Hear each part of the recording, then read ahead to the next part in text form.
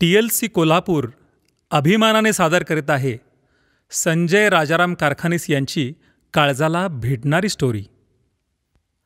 IIT सारख्या इन्स्टिट्यूटमधून graduate होऊन त्यांच्या समोरच्या अनेक उच्चपदस्थ नोकऱ्यांना नाकारून त्यांनी ठरवलं की आपण व्यावसायिक व्हायचं।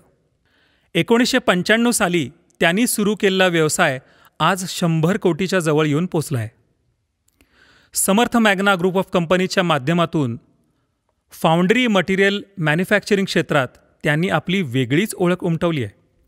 Pre coated sands, lustrous carbon formers, inoculants, exothermic sleeves, antiveining compounds यासारखी उत्पादने, याच जोडीला 3 फाउंड्री आणि मशीन शॉपसह एकूण 10 युनिट हा त्यांचा आजचा डोलारा। या प्रवासाची कथा ऐकूया आपण त्यांच्याकडून। नमस्कार। TLC मधील माझ्या बंधू भगिनींनो, तुम्हाला सगळ्यांना नम्र अभिवादन। आजची जी गोष्ट सांगणार आहे ती माझी गोष्ट म्हणजे माझी म्हणण्यापेक्षा आमची, माझ्या पार्टनर्सची आणि आमच्या एक्सटेंडेड फॅमिलीची, 400 लोकांची फॅमिली आहे। 1986 मध्ये मी ज्यावेळी IIT कानपूरमधून पास आउट होऊन बाहेर पडलो त्यावेळी माझ्या डोळ्यासमोर 2 चॉईस होते। एक मोठ्या प्रथितयश कंपन्यांमध्ये नोकरी करायची किंवा मग एक मीडियम स्केल कंपनी शिकायची आणि त्या ठिकाणी शिकायचं। आणि मला स्वतःला टेक्निकल ॲज वेल एज मार्केटिंग ह्या दोन्ही गोष्टीत इंटरेस्ट होता। त्याचं कारण असं होतं की मी IIT शिकत असतानाच ठरवलेलं होतं की मला बिझनेस करायचा आहे। मी पुण्यातली ग्रीव्स फोसेको लिमिटेड ही कंपनी निवडली। ह्या ग्रीव्स फोसेकोत मी 7 ते 8 वर्ष काम केलं। या 7 ते 8 वर्षामध्ये मी प्रोजेक्ट मॅनेजमेंट बघितली, फॉरेनमधून फिल्टर टेक्नॉलॉजी घेऊन आलो। त्याशिवाय जवळजवळ 150 फाउंड्री ऑल ओव्हर इंडिया बघितल्या। ग्रीव्स फोसेकोत नोकरी करत असताना त्यांच्या एक क्वार्टर्स शिल्लक होत्या। त्या क्वार्टर्समध्ये आम्ही 7 जण फोसेकोत काम करणारे यंग मुलं आम्ही सगळे शिफ्ट झालो आणि मित्र बनलो। यातलेच काही जण पुढे माझे पार्टनर झाले। 1990 साली माझं वर्षाशी लग्न झालं आणि आम्ही पुण्यात सेटल व्हायचा विचार करत होतो, पण आम्हाला कोल्हापुरात परतायचा डिसिजन घ्यायला। वडिलांना 1 वर्षापूर्वी पॅरालिसिस आला होता आणि ते त्यांच्या प्रकृतीचा विचार करून मला कोल्हापूरला परतायला लागलं।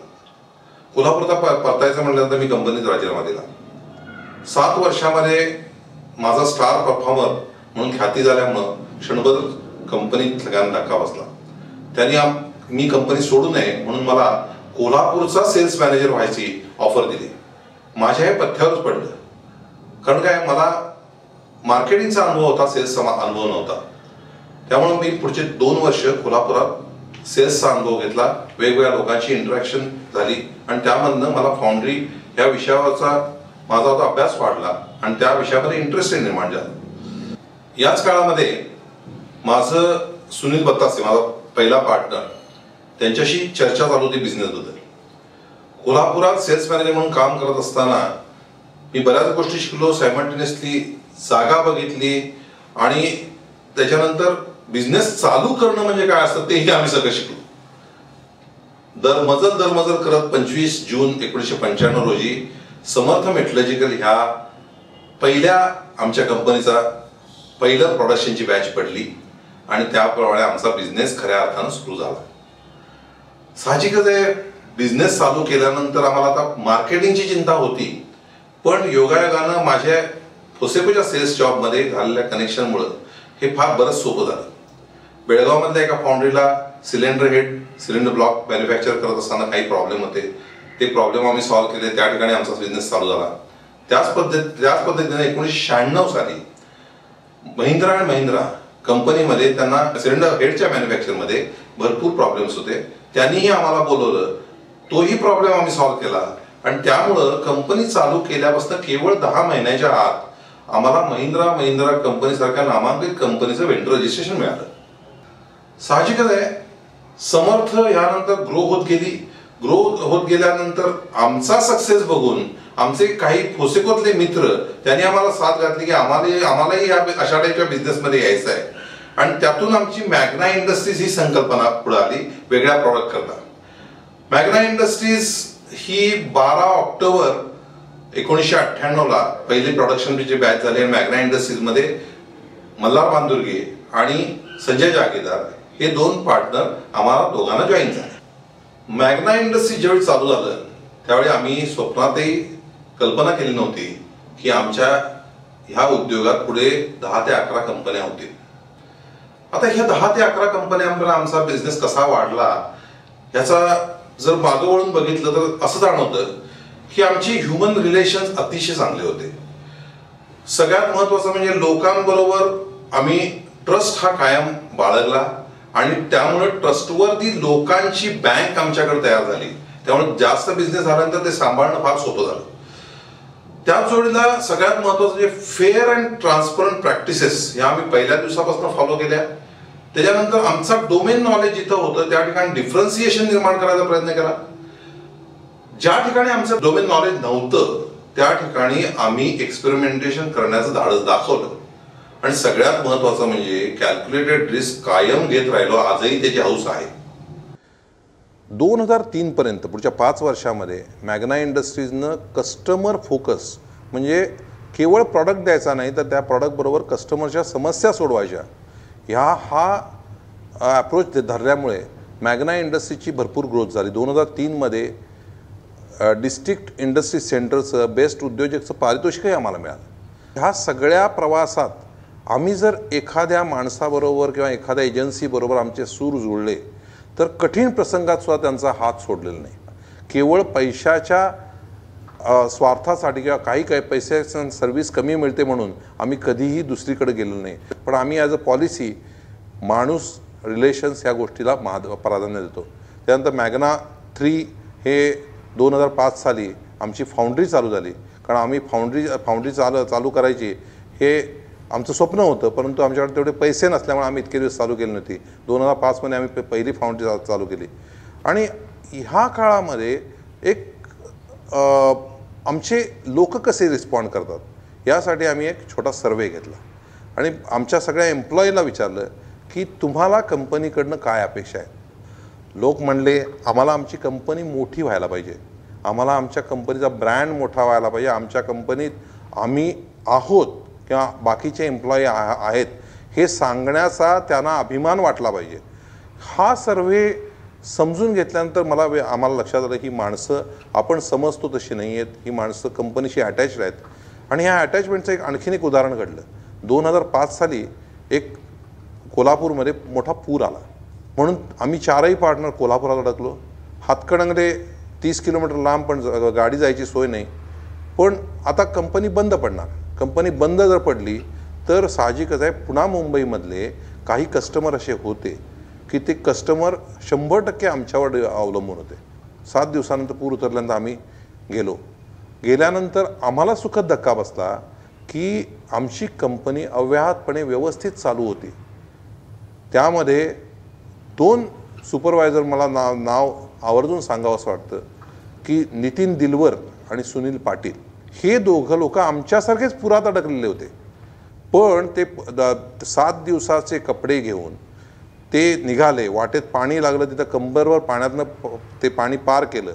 त्याच्यानंतर मिळेल ती रिक्षा पकडली, ट्रक पकडले, ते पुढे गेले, परत पाणी लागलं, असे 6 ते 7 अडथळे पार करत ते कंपनीत पोचले होते. ही फक्त 4 वर्ष सिनियरिटी असणारी मुलं होती.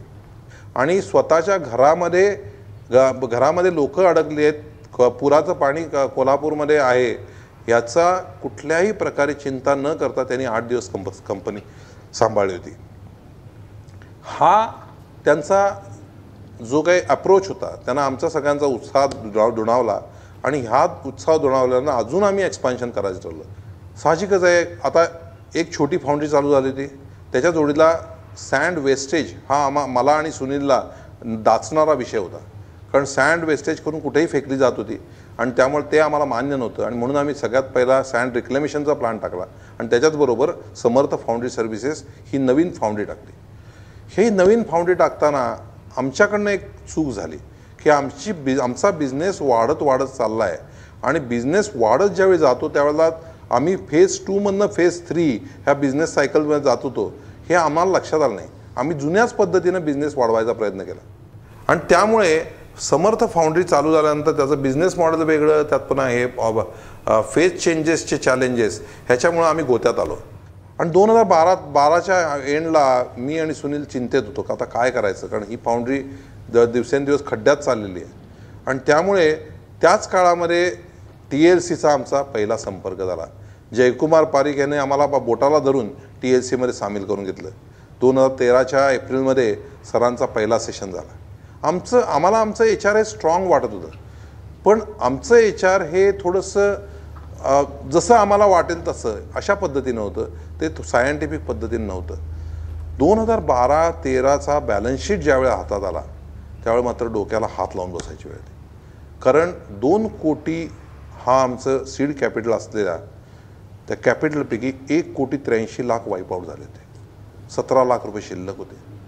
आणि आता ही कंपनी बंद पडणार हे it was written on the wall. आता ह्या प्रश्न हा नव्हता की कंपनी बंद पडला तर माझं आणि सुनीलचं कसं होईल, पण ह्या फाउंड्रीमध्ये जे उरलेले 50-60 लोक आहेत त्यांचं काय होणार हा एक प्रश्न होता. सप्लायरचे पैसे आहेत त्याचं काय करणार हा एक प्रश्न होता. आणि 2013च्या जुलैमधली गोष्ट आहे, अत्यंत अवघड प्रसंग आला की आता दर जुलैमध्ये आम्ही एम्प्लॉईजना सॅलरी रिव्हिजन द्यायचो. बाकी सगळ्या युनिटची सॅलरी रिव्हिजन देऊन झाली होती, फाउंड्रीचं झालं नव्हतं. आणि फाउंड्रीतल्या लोकांनाही माहीत होतं कंपनीची अवस्था अत्यंत अवघड आहे. मी सुनीलबरोबर भरपूर वेळ चर्चा केली, त्यातनं आम्ही काही डिसिजन घेतले आणि त्याच्यानंतर आम्ही सगळ्या लोकांना बोलवलं. पण आल्यानंतर आम्ही सांगितलं की असं असं आहे, आपण अत्यंत अवघड परिस्थितीने जात आहे आणि ह्यामध्ये तुम्हा लोकांचा चरितार्थाचा जो मेन मार्ग आहे तो म्हणजे आपली नोकरी आहे. कंपनीची अवस्था अवघड आहे, मी खर्च कुठलाही वाढवू शकत नाही आणि म्हणून तुम्हा लोकांना तुमची जी काही इन्क्रीज आहे ती आम्ही देणार आहोत आणि तो खर्च कमी करण्यासाठी मी आणि सुनील आमचा पगार बंद करणार आहोत. हा डिसिजन ऐकल्यानंतर क्षणभर लोक स्तब्ध झाले. त्या क्षणी फारसं कोणी काही बोललं नाही. लोक परत गेले. 2 दिवसानं मला आठवतं मुंढे आणि संजय पाटील असे दोघं वर्कर होते, ते आमच्याकडे आले आणि म्हणले साहेब आम्हाला ही पगारवाढ नको. ते म्हणले का, तर नाही तुम्ही पगार बंद करताय आणि आम्हाला पगार वाढ देताय, हे नको. त्यांना मी सांगितलं की हे बघा तुम्ही कंपनीची काळजी घ्या, आम्ही तुमची काळजी घेतो.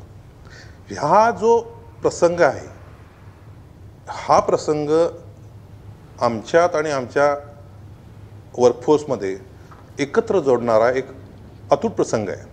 आमच्या दृष्टीनं आमच्या आयुष्यातला हा सगळ्यात कोरला गेलेला मनावर प्रसंग आहे आणि त्यामुळं आज आमची आणि आमच्या वर्कफोर्सची जे नातं आहे ते नातं मालक आणि कर्मचारी हे नाही आहे.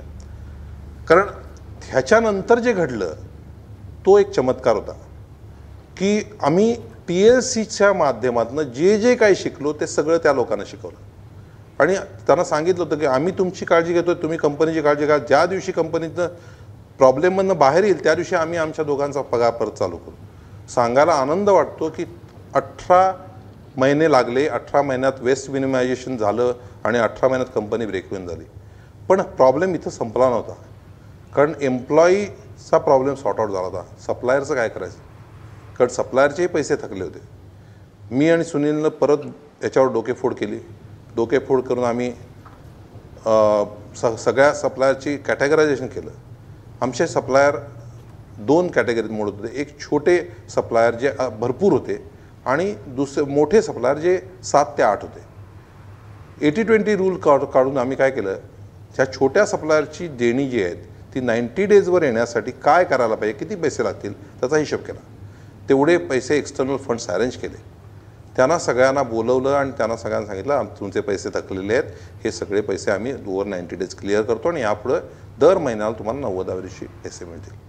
जे मोठे 7-8 सप्लायर होते त्यांना प्रत्यक्ष बोलवलं. त्यांना सांगितलं की आमची परिस्थिती अशी बिकट आहे, आम्ही यातनं बाहेर काढण्यासाठी कुठले मार्ग स्वीकारले ते सांगितलं. तुमचे पैसे आत्ता लेट झालेले आहेत, पण आम्ही तुम्हाला 150 दिवसाचे पेमेंट टर्म्स फिक्स करून आजच्या घटकेला पैसे द्यायला सुरुवात करतो. तुम्हाला हवं असेल तर पोस्ट डेटेड चेकसुद्धा तुमच्या हातात द्यायला तयार आहे.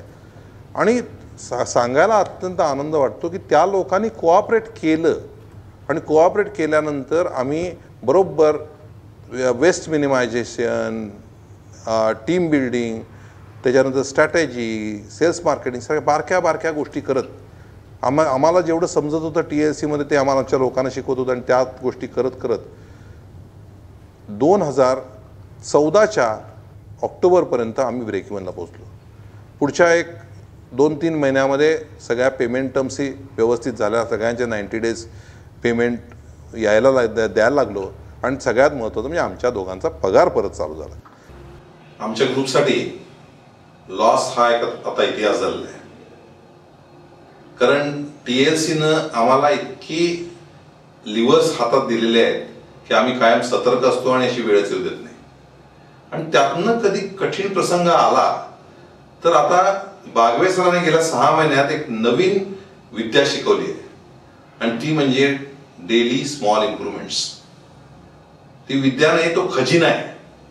पण खरं सांगतो मित्रांनो, या खजिन्याची किल्ली आहे ना, ती सगळी किल्ली HR मध्ये आहे. तुमचं HR जर भक्कम असेल तर तुम्हाला DSI मध्ये भरभरून रिझल्ट मिळणार आहे. आम्ही ते सध्या मिळवतोय आणि त्याचा फायदाही बघतोय. या माझ्या सगळ्या प्रवासाकडे मी ज्यावेळी मागं वळून बघतो त्यावेळी मला जाणीव होते की माझ्याबरोबर जे सगळे लोक मला भेटले त्यामध्ये माझे कुटुंबीय आहेत, माझे पार्टनर आहेत, आमचे कर्मचारी आहेत, TLCचा समुदाय आहे आणि बागवे सर आहेत. या सगळ्यांनी माझ्यात बदल घडवून आणला आणि या घडवलेल्या बदलाबद्दल मी कायम त्यांचा कृतज्ञ राहणार आहे. फेब्रुवारीतली गोष्ट आहे. मागच्या फेब्रुवारीमध्ये आम्हाला TLCचा एक्सलन्स अवॉर्ड मिळाला. ज्यावेळेस दुपारी जेवण करून बाहेर पडणार एवढ्यात लीना पाचकवडेने मला सांगितलं की विनोद पारिख सर तुम्हाला शोधतात. मी पळतच सरांकडे गेलो आणि पारिख सरांना म्हटलं मला तुम्ही शोधताय असं लीनानं मला सांगितलं. ते म्हटलं संजय समोर तुझीच कंपनी ना? तर म्हटलं हो. तर त्यामध्ये त्यांना काय झालं होतं की आदल्या दिवशी रात्री त्यांच्याकडे जे बिग बॅशला आलेले काही TLCN राहिले होते त्यांनी एक गोष्ट सांगितली होती आणि ती गोष्ट त्यांनी मला विचारली. तर गोष्ट अशी होती की आमच्याकडे विजय नावाचे एक मॅनेजर 2 वर्षापूर्वी जॉईन झाले. जॉईन झाल्यानंतर 15-20 दिवसात त्यांना नवीन युनिफॉर्म मिळाला आणि युनिफॉर्म घालून घरी परत जात असताना ते पाकिट बहुधा कंपनीत विसरले त्यांचे आणि पाकिट कंपनीत विसरले आणि जाताना केळी घेण्यासाठी एका गाडीपाशी थांबले. त्या गाडीपाशी थांबले आणि त्यांनी केळी घेतली आणि त्यांच्या लक्षात आलं खिशात पैसे नाही आहेत. त्यांनी केळी परत ठेवली. केळी परत ठेवल्यानंतर त्यांना केळीवाल्यानं विचारलं साहेब केळी परत का ठेवली? तर नाही म्हटले मी पैसे विसरलो, पैसे घेऊन येतो. ते म्हटले काळजी करू नका, समोरचे आहे ना तुम्ही, आम्हाला पैसे मिळणार, तुम्ही केळी घेऊन आरामात जावा. आता ह्या गोष्टीमध्ये मी काय फारसं बघितलं नव्हतं, पण ते पारिख सरांनी बघितले.